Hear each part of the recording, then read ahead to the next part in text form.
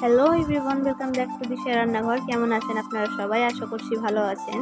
তো আজকে রেসিপিটা করছি চিকেন কষা। তো চলুন রেসিপিটি শুরু করা যাক। প্রথমে কড়াইতে তেল ঢেলে নিয়েছি, তারপরে নিয়ে নিয়েছি পেঁয়াজ কুচি, লঙ্কা কুচি, টমেটো কুচি, তেজপাতা, আদা রসুনের পেস্ট।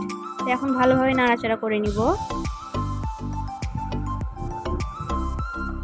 পেস্টগুলো যেন লাল লাল করে ভাজা হয়ে যায়, খুব বেশি লাল করার প্রয়োজন নেই। তারপরে দিয়ে দেবো হলুদ গুঁড়ো,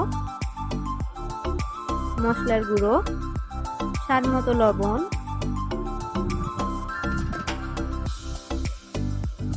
এখন দিয়ে দিচ্ছি চিকেন।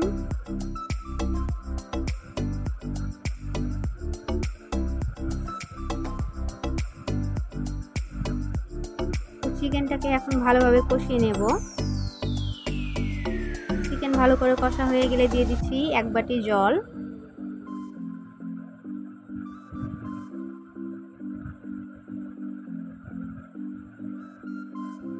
এখন ঢাকা দিয়ে দিচ্ছি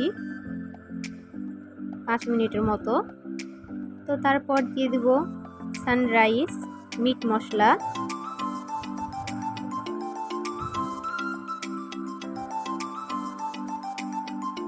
তারপর আবার 2 মিনিটের জন্য ঢাকা দিয়ে দিচ্ছি।